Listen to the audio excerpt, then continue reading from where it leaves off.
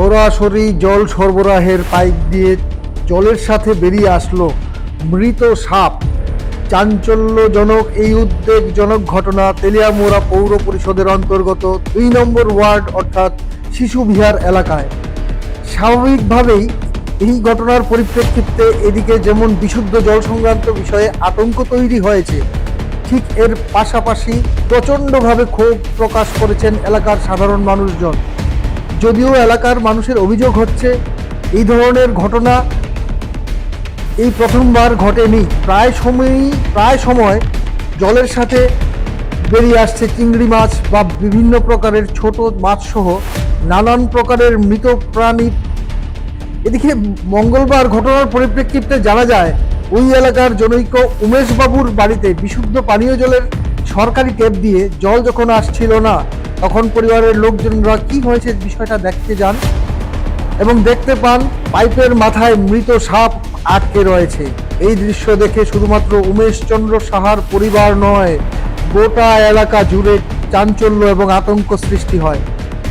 এলাকার মানুষ একাধারে ক্ষোভ প্রকাশ করার পাশাপাশি এই প্রকারের ঘটনাগুলি যেন আগামী দিন না ঘটে তার জন্য কর্তৃপক্ষ দৃষ্টি আকর্ষণের দাবি জানিয়েছেন।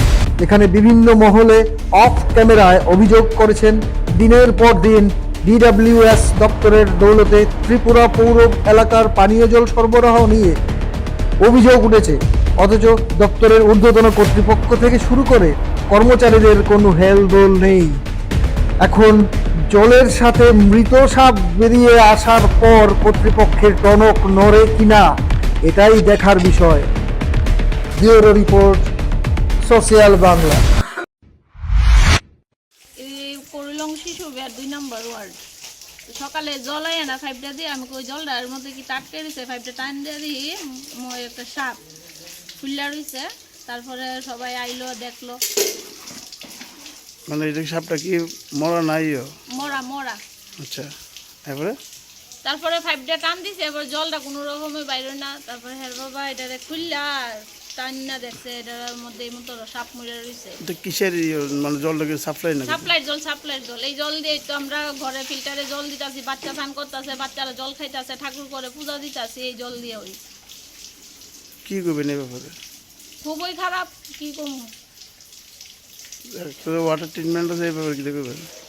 তাহলে তারা তো কোথাও বিশুদ্ধ জল দিতেছে, জল সিদ্ধ করে জল ফাটায়। তাহলে এইসব জলের মধ্যে আমরা প্রায় সময় জলের মধ্যে মাছ পাই, চিংড়ি মাছ থাকে, ছোট মাছ থাকে। বাচ্চারা আর ওই মাছ লইয়া খেলাধুলা করে, এই মাছ জলের মধ্যে থাকে। খুবই খারাপ। কার বাড়ি এটা? এটা আমার শ্বশুর এখন নাই, উমেশ চন্দ্র সাহা। এই ব্যাপারে জানাইছেন দপ্তরে? আমরা তো জানি না, আজকে তো প্রথম দেখলাম। মাছ পাই দে তখন আর কিছু জানাইছে না, কিন্তু অক্ষণের বিষয়টা তো খুব খারাপ বিষয় দেখা গেল। দপ্তরের কারণে জানাইছেন না? জানাই এদিকে আমরা এদিকে যারা আছে তারা ডাক্তার ডিসি দিয়া সবাই দেখছে কি অবস্থা। দপ্তরের কারণে জানাইছেন না, আমরা তো জানাইছি না।